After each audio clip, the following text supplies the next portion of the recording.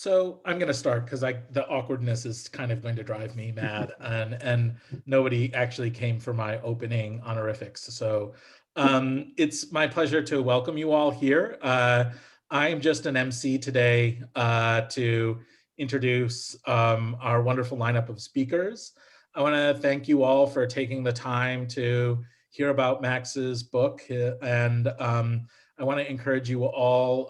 Hopefully, the Chicago folks will drop a link in the chat to check it out. But I am, much as many of you know me, not very shameless. So I will say, like, you should buy this book and engage with this book and teach this book, and make sure your library has it. Make sure to get it.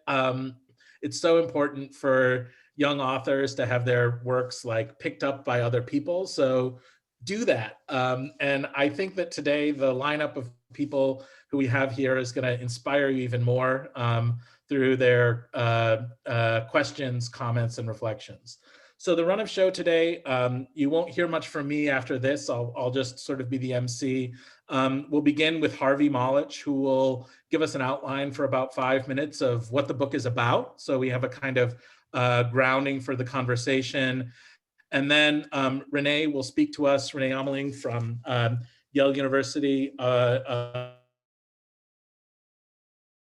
giving her own comments and reflections on the book, followed by Michèle Lamont, who's joining us from Harvard University, will give her reflections and comments on the book. Max will then respond to everyone, and we'll open it up after that for Q&A. I'd ask that if you have a question, you use the chat function to reach out to me, and I'll keep a running log of people, and then I'll call on you when we get to the Q&A in about 35 minutes. I want to thank Chicago for organizing this, the panelists for taking the time to read the book and be here, you all for signing in and being part of the conversation, and most of all, Max, for writing such a wonderful book and giving us something to talk about on this Tuesday afternoon. So with that, I'll turn it over to Harvey. Okay, well, thank you. It's a great pleasure to be with all kinds of people who are here from various walks of life, including from Max's existence and life. I think it might be the case. Max will correct it if it's wrong. Maybe that I know Max longer than the other folks. And when I met Max, he was a very earnest young graduate student. He's still all those things except the graduate student part. And this book, of course, is part of the story of why he's not no longer a graduate student. This is, of course, a book that is going to get a lot of attention and I think be appreciated quite widely. But it's also kind of continuous with Max's origins, as the origins that I've known, which is that he was an undergraduate at Berkeley. And one of the papers that he wrote was, I don't remember the title of it, but it was basically about pimps. And in a way, that's the through line, if I can be so tasteless as to insinuate that.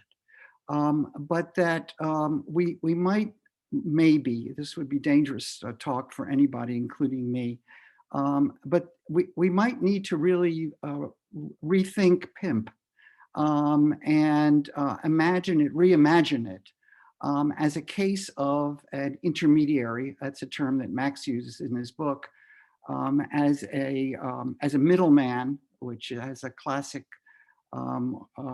orientation, as a broker, as a market maker, and now we have real estate agents, and for some people, the real estate agent is a pimp. That is, there is a, and Max brings this up. For some people, the real estate broker is a discredited element of the business world.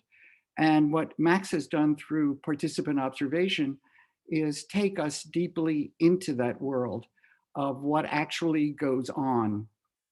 And what goes on is more continuous with these other various roles that I've described.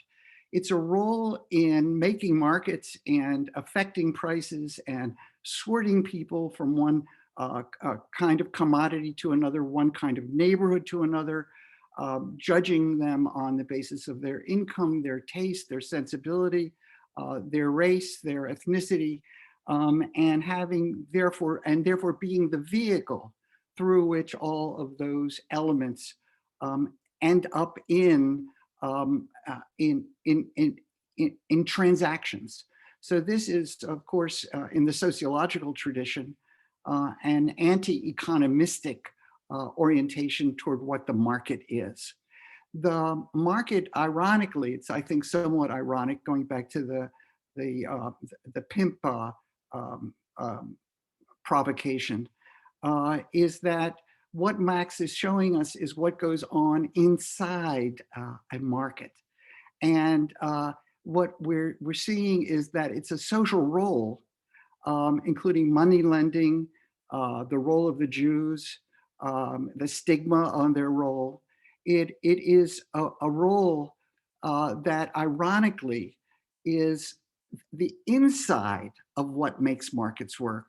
And in social terms, they are the outsiders, or at least they risk being outsiders. And much of the PR of the real estate industry is to proclaim that they are not outsiders, that these are, they use the word professional ad nauseum. Uh, and, uh, and that, of course, is what they are doing, is distancing themselves from this actual role. That role of being an insider, that role of there being human beings who actually make the market, runs against other folk notions of how the market should work, including the economist's official version, which is that it is a self-regulating enterprise, and it doesn't need the intermediary of human beings who only, quote, sort of mess it up. So the existence of these people, this kind of character, is by necessity tacit. And it's another one of the sort of dirty little secrets of how things operate. And so Max is, in a way, opening that up and showing us the concrete ways in which it actually operates. He's not denunciatory, and I'm being provocative. He's accepting of this indeed. And I'm tempted to say the Marxist doctrine is to, in fact, not go at it in all with a heavy hand or in heavy critique. Rather, he is showing us how the market works, how the intermediary is functioning. I have a question myself for Max. This is called Upsold, the book. And that was a good title for the market that Max was embedded in at that time, that he did his research in New York. But what's happened since in various parts of the country is that that's not always working. So I have two questions, very, very related. Is that for every upsell that's happening, there also have to be a down ask? Because markets go up and markets go down, and that is something you acknowledge in the book, that it goes both ways. And in some markets, including the Manhattan piece of your market area, as opposed to Brooklyn, it has been indeed going down. So how does this work in the lowering expectations for price to deal with the world in which upselling is not so easy anymore to do? How do you imagine that is playing out? And indeed, how does it work when markets in general are going down, as in, it seems, Manhattan, versus rocket shipping up, as in we read Bozeman, Montana, which is not in your sampling frame. So I'm in much appreciation of what Max has done. I think this is a wonderful contribution to the sociology of the economy and of markets. It has, of course, important implications for race and space and the distribution of populations in cities. Thank you so much, Harvey. Now we'll turn to Rene, who will give us her comments and reflections. Yeah, thank you so much for the invitation to be here. In contrast to Harvey, I've probably known Max the shortest amount of time since we met about 13 minutes ago. But I'm very pleased to have had the opportunity to read his book.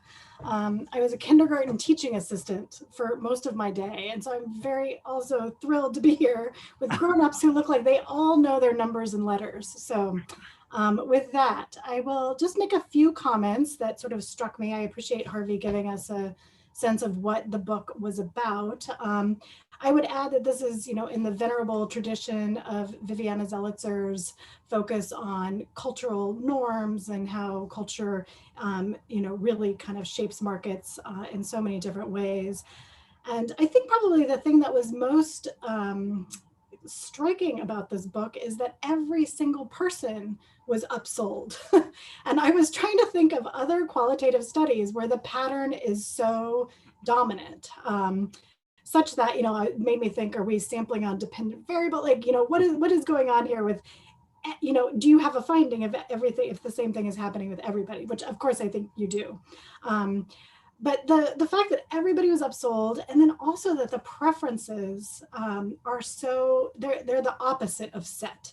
So in contrast to sort of the economic mindset where people have preferences and then they go in search of goods and then they purchase them and then they are, happy or not with them or whatever, that these preferences for goods that are hundreds of thousands, if not millions of dollars, are so unstable and malleable in the face of these interactions with real estate agents, who in some cases have a high school diploma and a couple dozen hours of training that doesn't really focus necessarily on the real estate market. So I think some of the basic findings about how the real estate market functions are shocking, and really, you do such a nice job of using both the qualitative data, the ride-alongs with real estate agents and the buyers, and also these quantitative data sets that you've put together to really make a very tight argument about how these transactions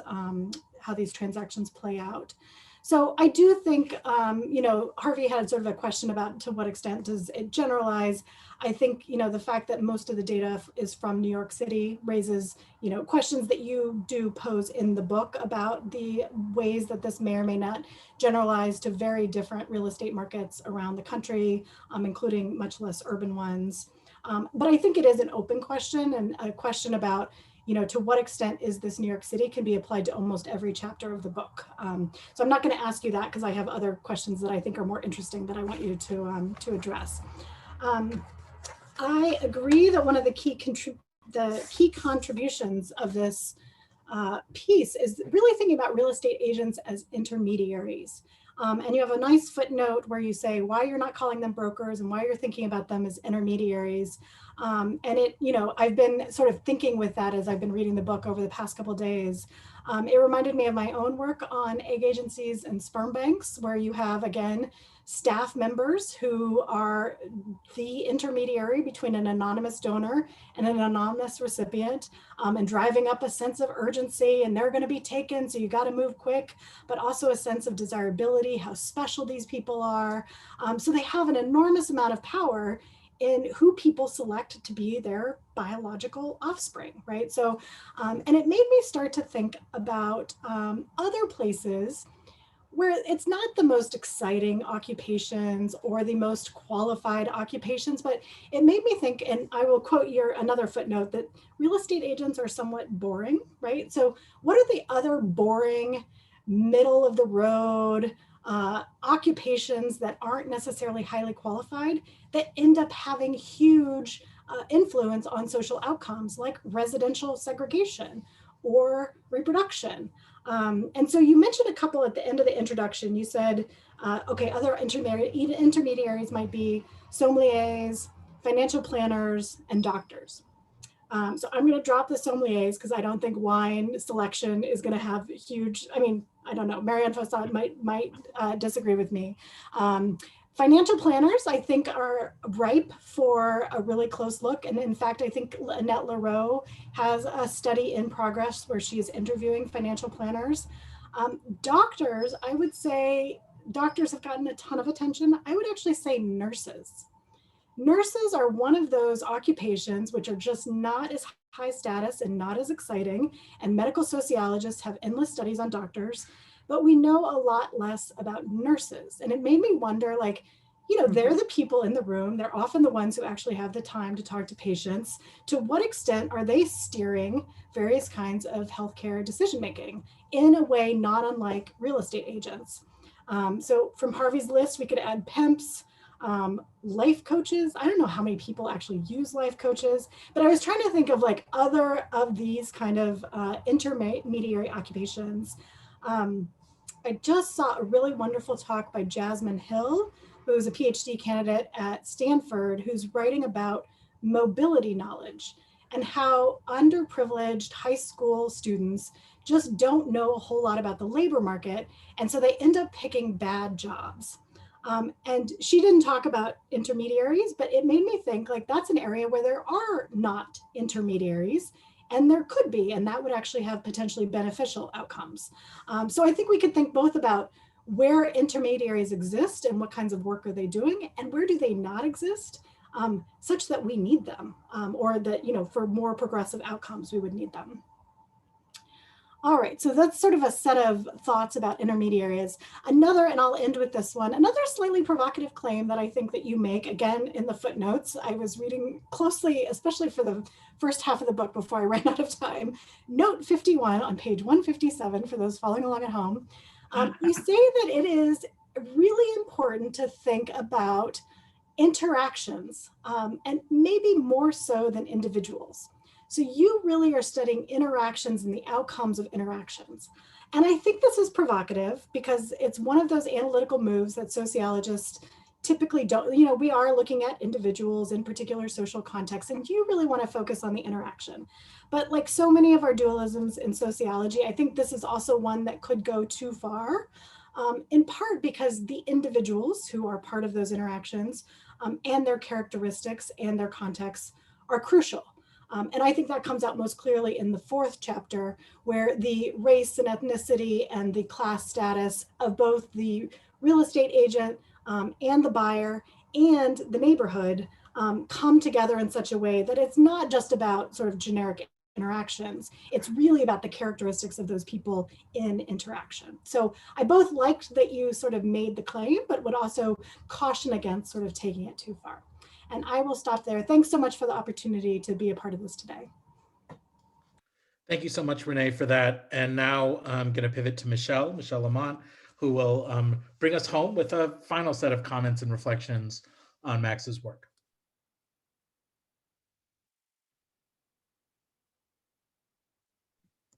Thank you, Shamus, and thank you for the invitation to join the conversation today. Unlike the 2 other commenters, I actually have never met Max at all. I didn't even have a chance to say hi to him at the beginning. So hi, Max, nice to meet you. You wrote a terrific book. I really, really enjoyed it. And it's wonderful at many levels. So one of the blurbers, Mario Small, points out the empirical strength of the study. I mean, you did not save your energy. You've shadowed buyers. You've taken classes so that you know about the shabby classes that realtors are taking. You've interviewed realtors. You have re-interviewed clients 4 years later. You have visited open houses. So I think it's a model of empirical execution. And a second reason why I really appreciated the book is that it's in fact 2 books. One can read as a general reader, the main narrative. And then as a sociology nerd, you can spend a lot of time on the footnotes like Rene did and like I did. And the two parts support each other extremely well. So given I entered the book as someone who has written about evaluation and about the upper middle class. And I'm also very interested in professional expertise. So the focus, as has been summarized, is about how realtors, and if I am to reinterpret the book through the lenses of someone who studies evaluation, the book is about how realtors mobilize various frames to make people see property differently. And probably I predict that the book in the future will mostly be cited because of this notion of upselling. Max does a terrific job at demonstrating the process by which the realtors are able to get their buyers who are most well endowed, that is, who have over, let's say, 800 or 900,000 to spend. Gets the realtors get most of them to spend far more than they were planning to. And this is done basically by tactically transforming their frame of reference, by showing them progressively more expensive homes, which allows them to envisage themselves living in much more fancy environment with better views. And as people are becoming aware of what they could have, and since many of them have some extra income, they can convince themselves that it's a good idea to spend more. And that, of course, for the realtors translates into a higher commission. And the effect on inequality is to also make more wealthy people live close to each other, and creates an even greater segmentation of space by social class. So to me, this finding about, and they do this for the wealthy, but they cannot do it with the people who are less wealthy, people who can pay a maximum of, let's say, 700,000, simply because these people don't have the financial flexibility. And those less well-endowed buyers are much more time consuming. So the realtors are trying to spend less time on them, and also not to show them a great many properties, since they won't make that much money. So it's really interesting in terms of, indeed, as Rene was saying, sharpening our understanding of the role of these intermediaries in making a market work. And contra economic theory really Max emphasizes how this is all a meaning-making process, and how the agents singularize their product. And I think the term singularize is very important, because they try to convince the buyer that they really need the realtor to make sense of this universe that they're penetrating. They give, and this is me saying that, they create a history of the neighborhood for the buyer. So one question I have is, how does this work when they're selling real estate to people who know the environment very well already? And Max mentions cases where there's a little bit of a pissing contest between realtors and buyers about interpretation of the environment. And one could imagine that in many towns that are less maybe cosmopolitan, or that have a very, very deep social structure, the work of agent would be very, very different.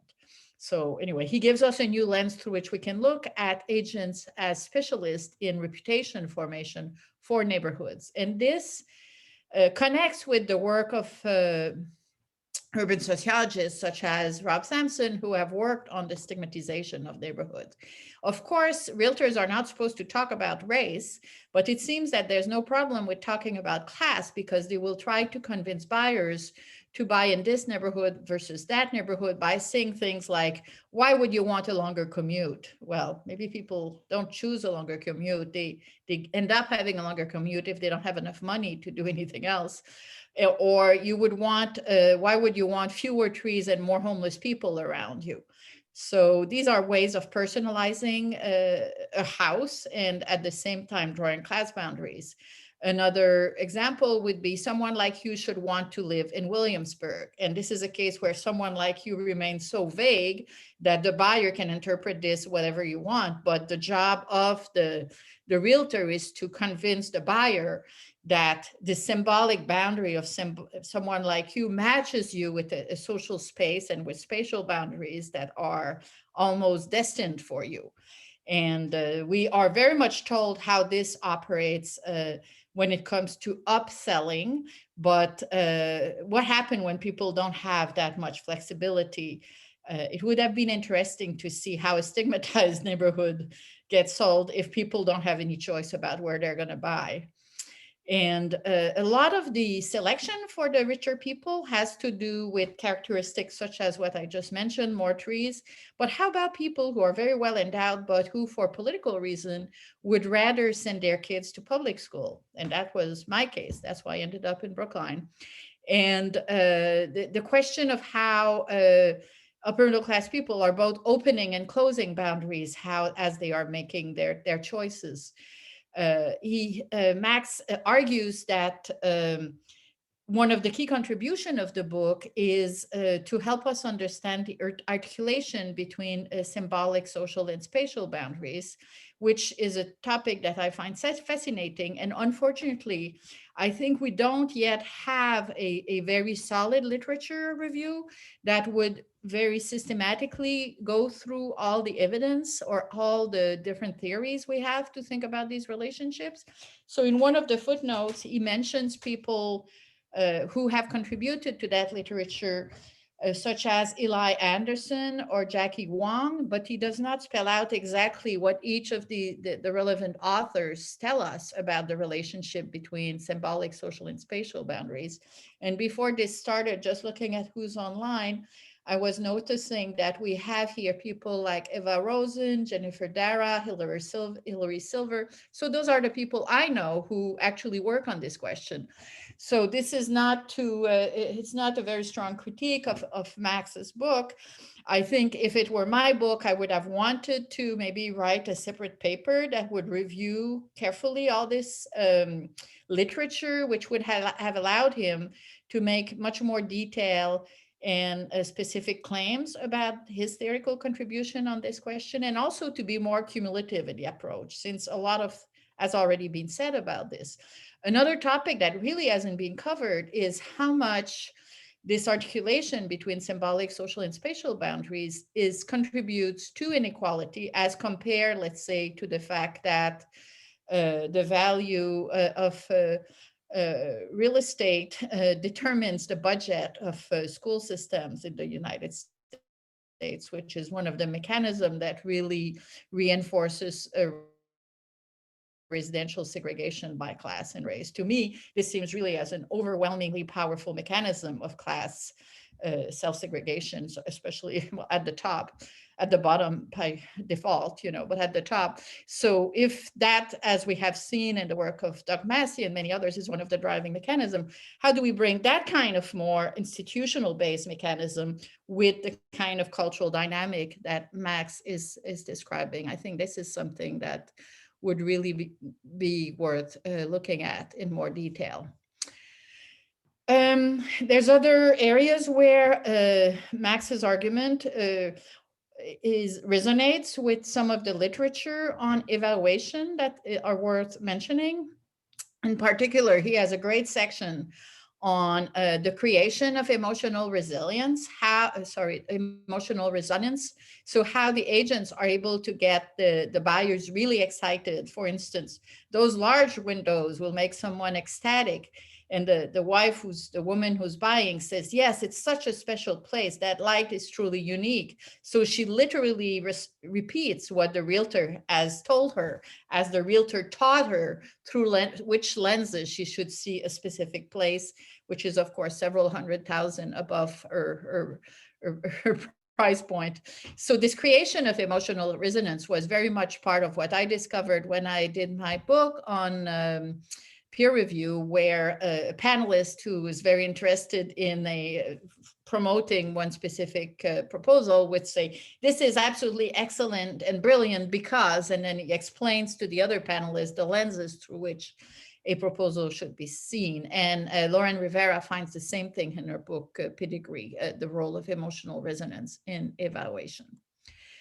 Another point would be, yes, as Rene mentioned, the sociology of market intermediary is just absolutely terrific. And the footnotes mentioned the work of Childress and others. So I think it would be really nice if someone were to do an annual review of sociology paper, which would be bringing together what we know of all these market intermediaries, the pimps, and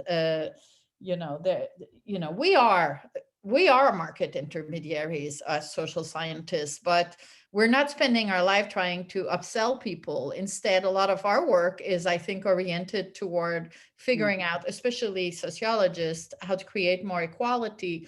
So how do we compare the intermediaries who are not like trying to sell people more fancy designer clothes so that they can engage more in status demarcation? In our case, like I'm writing on recognition now, a lot of my goal is to try to understand how more inclusive societies are created. And I think that's true of probably at least 3/4 of the people who are listening now. So that's also something that we may want to think about more systematically. What's the role of market intermediaries in not only producing inequality, but also recognition? So let's see. What have I not covered? So the question of realtors as producers of narratives about collective identity, I would have liked to see a connection here with other sociologists who have studied narratives and place. For instance, Brown Saraceno, who has this wonderful study of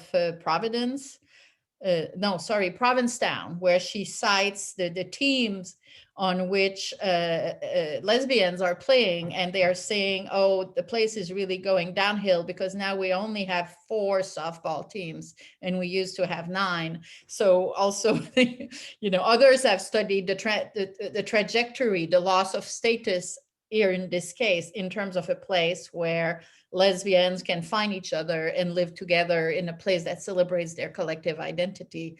So the trajectories of places can be defined in terms of their class or their racial identity, but also their sexual identity. So that is another bridge that could be built by Max.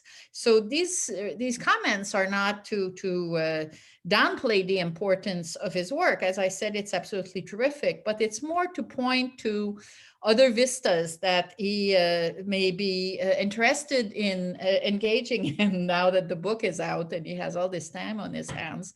So a couple of annual review of sociology pieces that are just waiting to be written. I'll add one last point, which is the sociology of cultural processes, since I've co-authored with Matt Clare, who's also part of the call, a paper on this. And in that paper, we're talking about rationalization, identification, legitimation, evaluation as cultural processes that all feed into inequality. And we're kind of trying to promote the development of a cumulative sociology of cultural processes that will complement the study of distribution of resources as another set of processes that feed into inequality. So I would be very interested in him, in a more detailed discussion with him about, from the perspective of theory building, exactly to pinpoint what he's talking about. For instance, how does romancing the home is contributing to such a sociology of valuation and evaluation. So I think I will, one last point and then I'll stop. He describes evaluation as situation dependent. So this is always the question with analysis that are based on interaction. What exactly makes a situation? Is it only the face-to-face or immediate interactions between people, even if they're online? How do we know what gets into a situation, what is beyond a situation? So I was very concerned or curious about what he meant by this. And certainly, if those of us who are old enough to remember the critiques addressed to postmodernist theory, the critique was always, do we all reinvent ourselves anew every morning when we step out of our bed? No, there's a lot of elements of identity that are consistent day to day. So in this case, what elements of situation?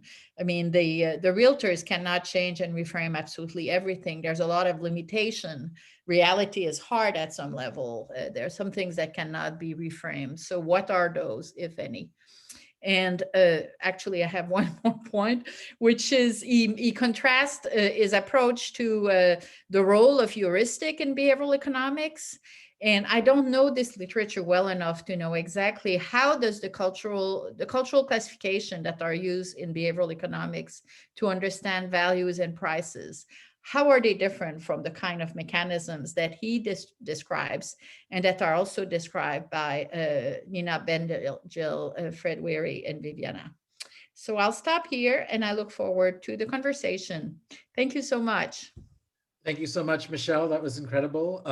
As with you, Rene, and I think it's a testament to both of you and the discipline. It makes me really happy that you all engage so seriously in the first time you're interacting with Max. So thank you both. I'll turn it over to you, Max. And then for those of you listening along who you want to join in the conversation, send me a note either in the chat privately or just publicly in the chat. Max. Thanks, Shamus, and thank you for hosting the event. I really appreciate it. Thanks to Ryan Lucier at Chicago for organizing. Thank you, Harvey, for introducing it and for being the person that has known me intellectually at least the longest on this call. Unless I don't, I think we can intellectually know this project long enough. And for introducing it. And Rene and Michelle, thank you so much for agreeing to do this, and just for these brilliant comments. It's really helpful to take a look back at something that is sort of already out, that I think after it came out in August, I sort of didn't want to think about it or talk about it or really look at it. But it's been sort of long enough now that I feel really sort of reinvigorated by coming back to it and thinking about what I think I did well and what I think I could have done better at. And so, I want to leave time for questions from everyone else too. So I'll take sort of, I think, some of the big themes and talk about them a little bit. So, one thing that Harvey and Rene both talked about is this particular context of New York. And Rene, points out really, astutely that, it's really rare to have a finding that is so ubiquitous across this, particularly a qualitative sample where everyone got upsold, right? Everyone in my book comes in with a price in mind and ends up paying more than they think they're going to, more than they say they want to at the beginning of the process. And yeah, and at first I was a little, I think maybe concerned, right, that this is not something that you can fully attribute to interaction. And I think that that's actually true, right? There's obvious market conditions that are happening in New York at this time, and federal ones too. I mean, this isn't just New York City that's exploding in terms of its prices. It's the post-recession where the federal government is pumping money into the economy. Interest rates are super low. I mean, pumping money is a relative term. We're not really Keynesians anymore, but interest rates are super low. People can borrow at really great rates. And so, and there's also a lot of capital sort of floating around that I think is looking for hard investments in sort of like a David Harvey sense. It needs this fix. There's a spatial fix, right, that money needs.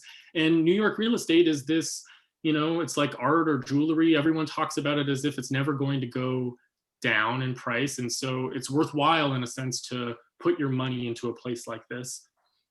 So bracketing all of that though, right, I think there still is this question, okay, so there are all these market conditions. Why is it that everyone is still paying more than what they say they want to?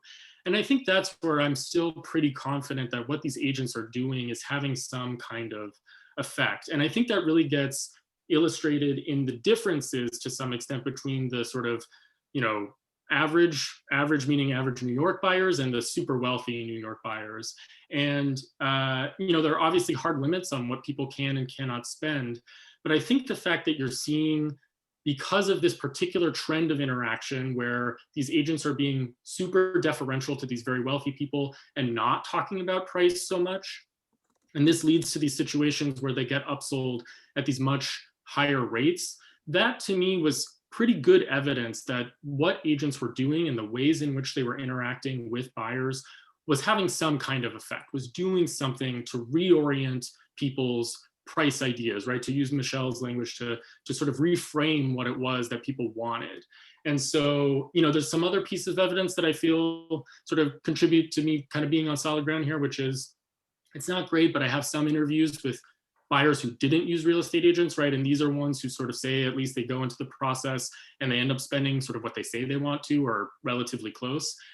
And so I think there is something going on in this interaction. Now, I think that leads to sort of this other question that both Rene and Michèle to some extent have, which is, what is interaction, right? Or, you know, what is a situation, is what Michèle said too.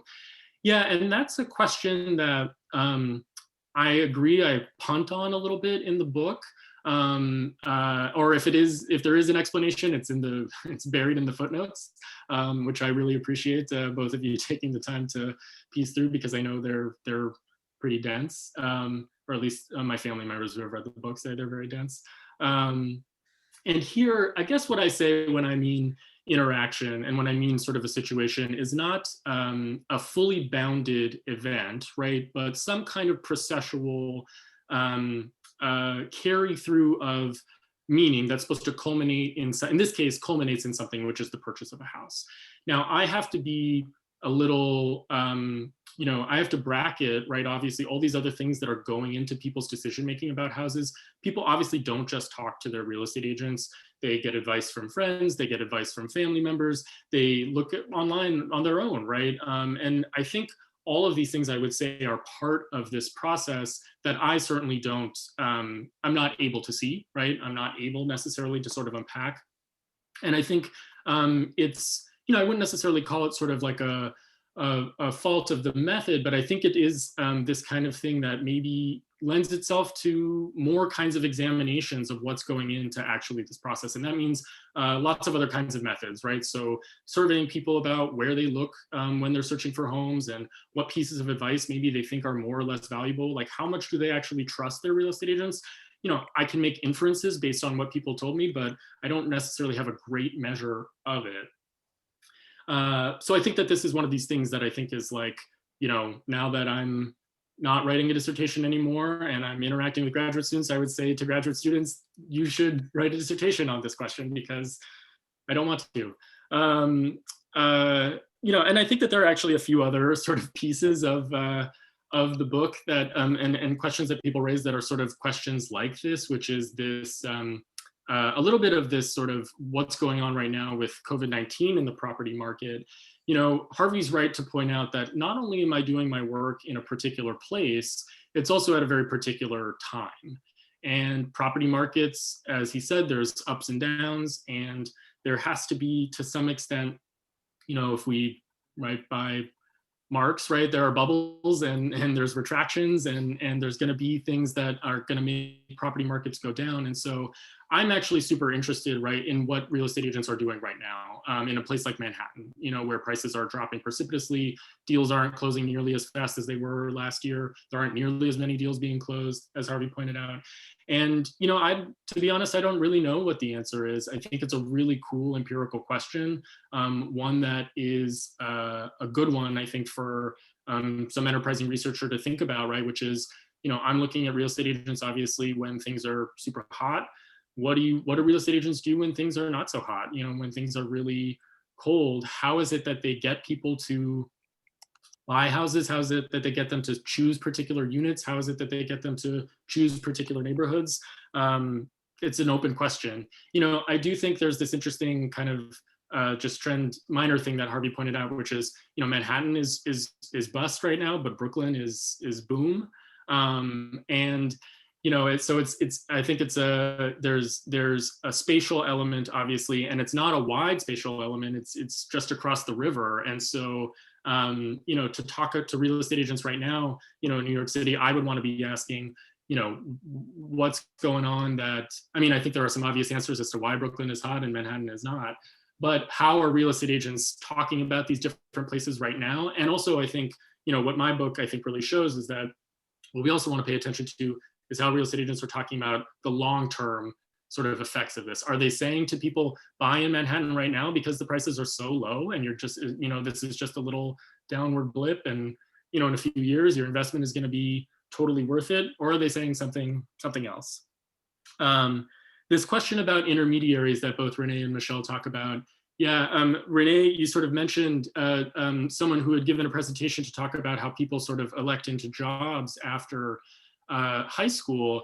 And I think, like, I have this,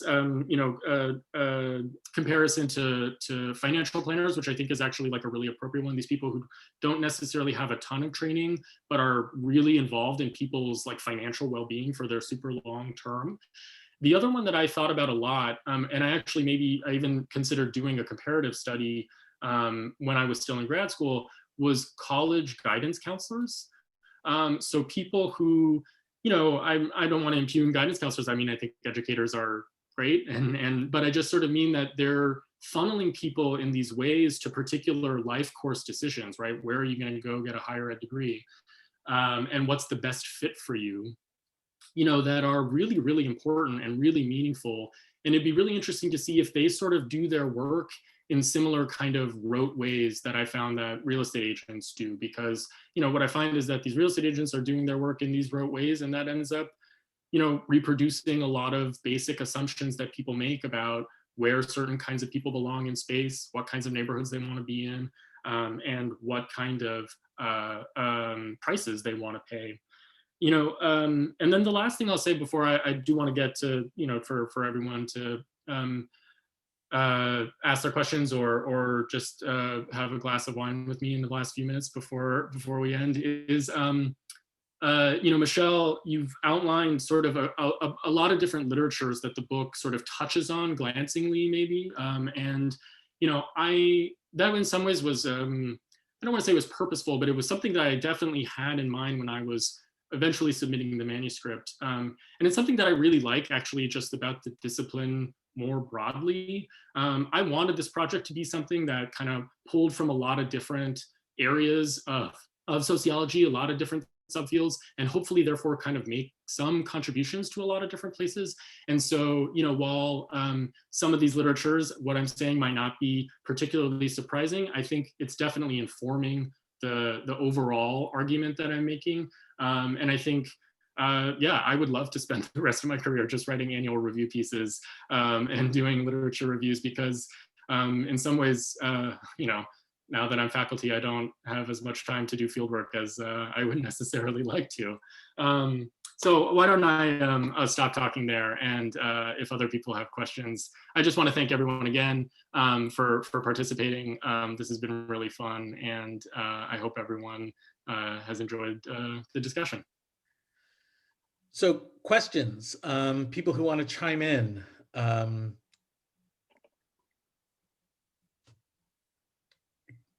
Expressions of appreciation and praise. No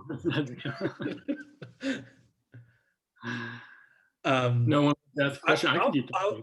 I've read the book, so I'll jump in and have others please join. I think I received one question of how do you imagine real estate agents ethically intervening in this process? Like, what is the right way for them to act? Because there's kind of an implied morality to this idea of upselling. And like, does this look like government oversight managing this process, or what? Yeah, so there's a few things to say about this, and I think this actually links to one of Michèle's comments too about sort of, what about intermediaries who actually want to make the world better, right? Who are or necessarily in sort of structurally are kind of doing good things, as opposed to kind of the way that I kind of, partially because of the case, I've sort of demonstrated these market intermediaries reproducing various forms of inequality and doing nefarious things. Now, to the specific case, one thing that I've been sort of thinking about a lot since the book has come out is, what is to be done. And, I think one thing that Michèle mentioned is that, one thing that I tried to document in the book is how poor the training real estate agents receive is. They don't really have to know that much. Even the sort of content of the classes that they do have to take is pretty inadequate, I think, to the task of something so important as finding people houses and sort of making, different demographic trends happen. So more regulation, certainly. I think on the educational side, absolutely. One thing I think Jacob Faber is on this call with me that he and I have been talking about a lot is not just education, but also more audit testing. It's this consistent finding across audits across the country and over time, right, that real estate agents do treat people very differently depending on their race. But we don't really have a sustained government program for doing that, except HUD does one every 10 years. But we don't really know necessarily where are the localities where there are more or less kind of problems with what agents are doing. And so certainly more testing, and then I think, one thing that I've thought about a little bit too is what are some alternatives, ways that people can find houses without using real estate agents. And, there's some work by some of the people that Michelle mentioned, Jennifer Dara, Stephanie DeLuca, other people who, I think some of them showed up and whose work, is super great, that shows that people like housing counselors actually are really good at their jobs in terms of finding people places that they want to live long term, and that are neighborhoods that are less segregated than people who don't use housing counselors find. And so thinking about kind of alternative and maybe even like nonprofit ways that people can find housing. This is a theme that Maria Kreisen and Kyle Crowder sort of end their book on segregation from a few years ago on, which is localities that sort of are integrated and have nonprofits or at least some municipal money to affirmatively show and advertise themselves as integrated, as relatively safe, high quality places with good schools. These are places that are able to maintain integration, racial integration over a long period of time. And so this is just all to say, right, if we're thinking about what it is that's going to get people into less divided and more equal places, maybe alternatives to for-profit brokerage are pretty important. So Megan Evans, I'll ask you to unmute yourself, had a question. Megan. Hello, thank you. My name is Megan. I'm a graduate student at Penn State in the Sociology and Demography program. So I'm really interested in neighborhood reputations and some of your findings there. And so I'm kind of wondering, since you're looking at this kind of subsection of the housing market in these more affluent neighborhoods, and you talk about how cultural taste and status both matter and how real estate agents kind of differentiate where individuals should be looking for housing. Did you find that there became kind of like a micro hierarchy of status among these more affluent neighborhoods, or how did culture and status kind of interplay? Yeah, that's a great question. And yes, there is this sort of, not necessarily sort of like a micro hierarchy, but a micro distinctions, right, across very specific neighborhoods in New York City, in a place like Manhattan. And as Michelle pointed out, right, that's another aspect of this project that is, specific to the locale. There are other places that don't necessarily have such differentiation in terms of their space, but, you're a millionaire, you're super, super rich if you're buying a house in Soho, but you're also super, super rich if you're buying a house in Tribeca, and these two neighborhoods are right next to each other, but they don't quite mean the same thing, right, to real estate agents and to home buyers. And really, real estate agents sort of narrating these places, like Michelle said, the way that the real estate agents frame them is super key. So there is this sort of distinction, like, you might be the kind of person that's a little bit more right in Soho than you are in Tribeca. And, this is, these are parsings that are ultimately, I think, very minor in terms of people's cultural tastes, but it has to do, I think, to some extent with the history of these neighborhoods, certainly. Some of it is spatial, and I mean that, my meaning sort of the architecture and kind of the layout, and what these neighborhoods are proximate to, but absolutely. And so it would be interesting actually to know to some extent how this works, or if it works, right, in smaller towns, right, or smaller cities, or rural places where, that kind of cultural differentiation isn't different. How do real estate agents sort of talk about different places in different ways, or, do they at all? Great. Isa Kohler-Hausman has a question. So Isa, I'll ask you to unmute yourself and ask away. I'm always unmuted, Shamus. Hi, Isa. How are you? It's nice to see you. Can't mute me. Hey, Max, congrats again. So I have a question that's totally unfair fair and unrelated to the book, but just given something that you just said is something I've always thought about with housing policy. So I'm just going to ask you, because why the hell not? So how do real estate agents and how do you think about the tension between steering people towards integrated neighborhoods and steering people towards gentrification? Yeah. I feel like I just always have this response in reading popular writing on this, that on the one hand, we decry the social ills that spring from highly segregated neighborhoods, but on the other hand, we also decry the social ills that result from gentrification. And it just seems that as a matter of just mere pattern, it's the same thing. So anyways. Yeah, I think this is sort of like in some ways an urban policy question moving forward that is, super key for places that are as unequal as, New York City and other places where neighborhoods can have the capacity to sort of change as rapidly as they do. And, I think what I've taken away from, my own research, but I think also other people's work too, is that there needs, like I said before, I think if we can have some alternatives that aren't so profit motivated to the move itself, which is to say that whether it's having alternatives to real estate agents or having alternatives to profit-seeking landlords, right? I know it's sort of a punt to say we should decommodify more housing, which would lead to more integration, but I ultimately think any effort sort of aimed at trying to avoid or mitigating against exploitation in that sense are going to be helpful. And to the very specific point about like racial integration, like I said, Maria Kreisen, who I think I saw on here, and Kyle Crowder, they end their book, I think it's Oak Park, Illinois, is this place outside of Chicago, which has remained integrated for a very long time and not gentrified, right? Has these high quality sort of amenities, the kinds of things that we want in a place to live.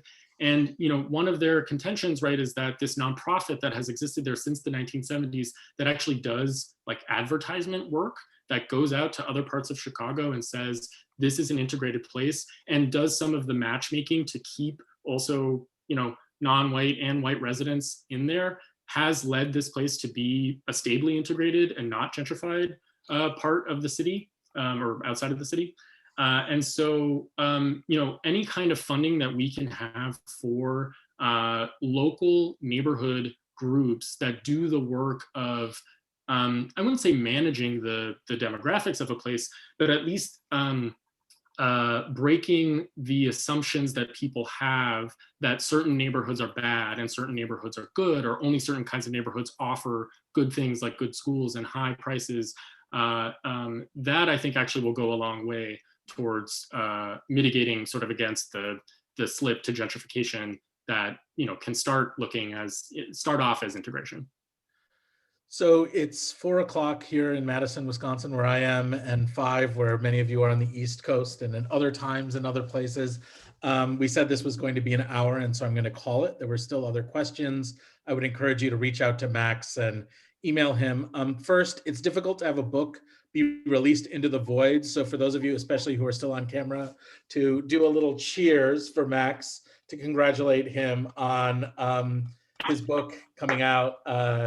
It's such a pleasure to be a part of this. I want to thank Chicago for organizing it, Harvey and Rene and Michèle for being part of this, all of you for your questions and engagement and support. And you can continue that support by buying the book, or at least engaging with the book, reading it, taking it out of your library, etc. Max, I'll give you the last word.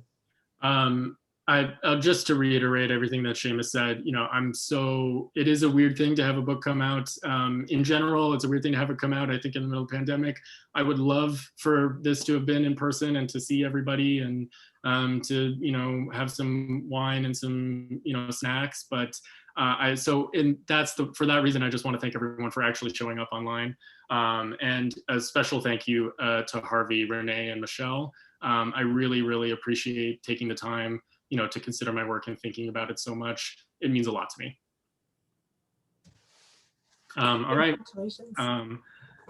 If you want to sign off, I'll hang out for a little bit if people want to say stuff, but please, everyone, if you have other things to do, I'll talk to you soon. Cheers. Congrats.